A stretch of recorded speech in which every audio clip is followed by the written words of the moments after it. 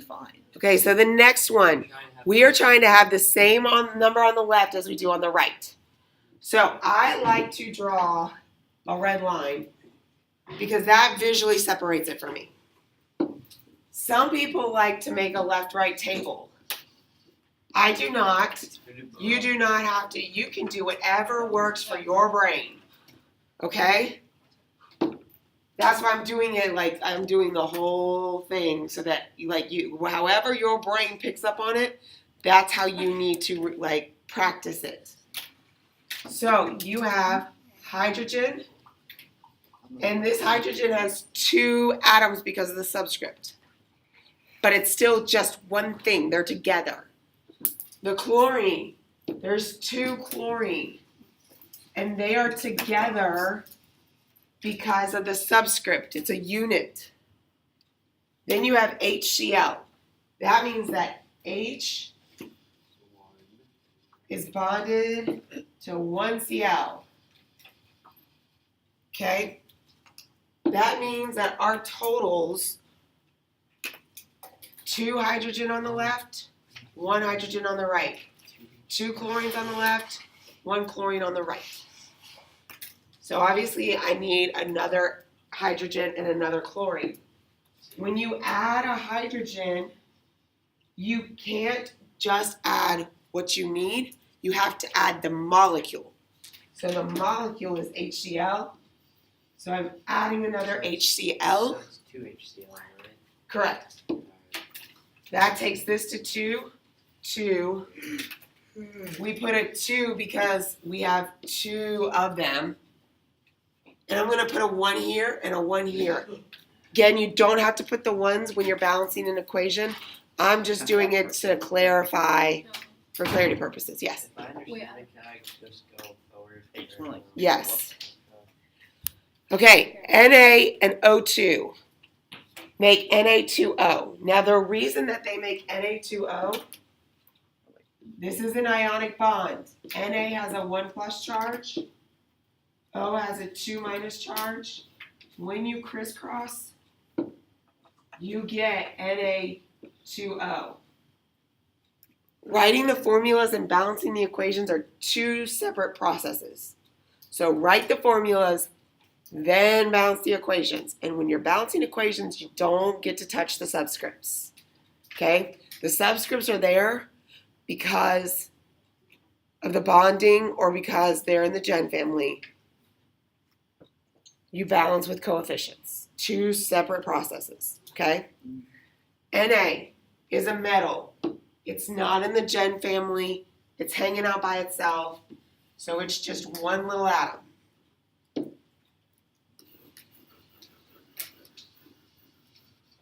Okay. Oxygen is a diatomic molecule. So it has 2 oxygen atoms and they are bonded together. They travel as a unit. You can think of them as twins. I mean, I understand the twins aren't like, are you with me? Joined twins. Yeah, like, okay.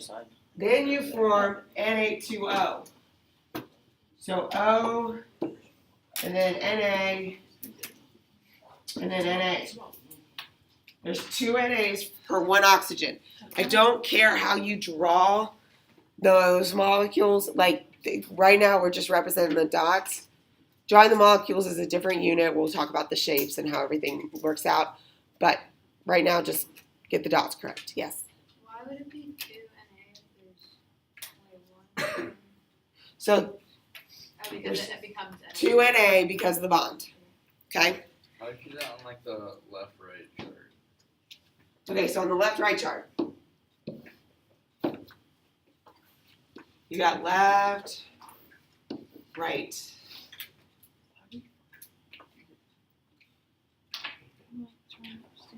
NaO. There's 1 Na on the left, 2 oxygen on the right, on the left, excuse me. 1 oxygen on the right, 2 Na. Okay. You can approach this any way you like. General rule of thumb, though, is to leave oxygen to last. Okay? oxygen and hydrogen are, when we get into more complicated equations, oxygen and hydrogen tend to be in a lot of compounds. So, like, you balance everything and then clean up the oxygen and the hydrogen. Okay? So, we'll start with the Na. There's 1 on the left, 2 on the right. So I'm going to double the Na over here. That gives me 2 and 2. Then they're happy now. But the oxygen is not happy.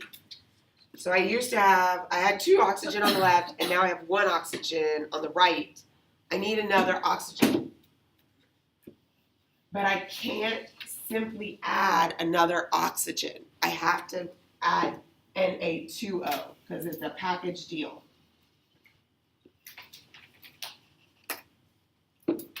Okay? So now my oxygen, 2 and 2. Let's check these numbers. 2 Na, 2 oxygen on the left.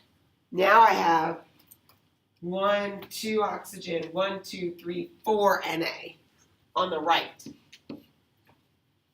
So I now need to add 2 more sodiums on the left. 1, 2.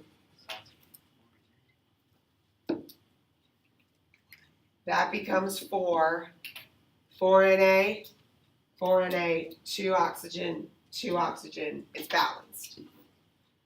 So it took 4 sodium atoms, 1 oxygen molecule, and 2 sodium oxide molecules. Because each one of these is an individual unit.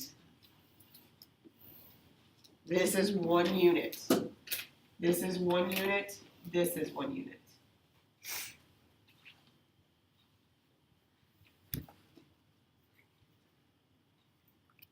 Okay. We're going to do another example. It's making sense a little bit. Yeah, it's one of those things that it unfolds. I definitely can't do this by myself. Well, we're going to unfold, okay? So the left and right always have to be the same number. Always have to be the same number. Okay. And there's not one set number that it will end up being. They just need to equal each other, Mhm. okay? It's okay. It's okay. Put the line there so that that's how I think, okay? I don't think in the chart. I think visually, and I read left to right, okay? But I'm going to do it every way, and whichever way you're like, ooh, that works for me, grab onto it and drop everything else, I'm gonna try to do this. okay? Chart. Even though I hate it. I love you. NH. Okay, now I'm gonna, another way to visualize this is to draw it out. So let's do that. You got 2 N's. They are bonded together because that 2 is a subscript. They are a package deal. Hydrogen. 2 hydrogen bonded together. They're a package deal. Then you have NH3.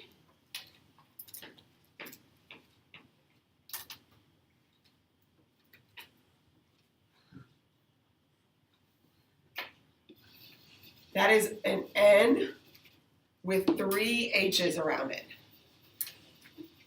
1, 2, 3. Okay? Now, if you're a chart person, 2 nitrogen on the left, 2 hydrogen on the left. 1 nitrogen on the right, 3 nitrogen on the right. If you're a chart person, you can look at 2 and 3 and know that the only way to make them equal each other is 6. So you'd have to get those hydrogen to 6. Okay? The way you would do that is you would 2, 4, 6 hydrogens on the left. So it would be 3 of these, 2 of these. Okay, now, if you're a chart person. If you're not a chart person and you need to see it out, here's what you do. the nitrogens. I'm starting, like I work left to right. So I would start with N2. I have 2 nitrogens on the left, 1 nitrogen on the right. I'm going to add a nitrogen. But can't add just a nitrogen. Have to add an NH3 because it's a package deal. Okay, that takes me to 2 nitrogens. And now I have 6 hydrogens. 1, 2, 3, 4, 5, 6 on the right. Okay? So now all I have to do is balance the hydrogens. If I add another H2, that takes me to 4. If I add another H2, then I get the 6.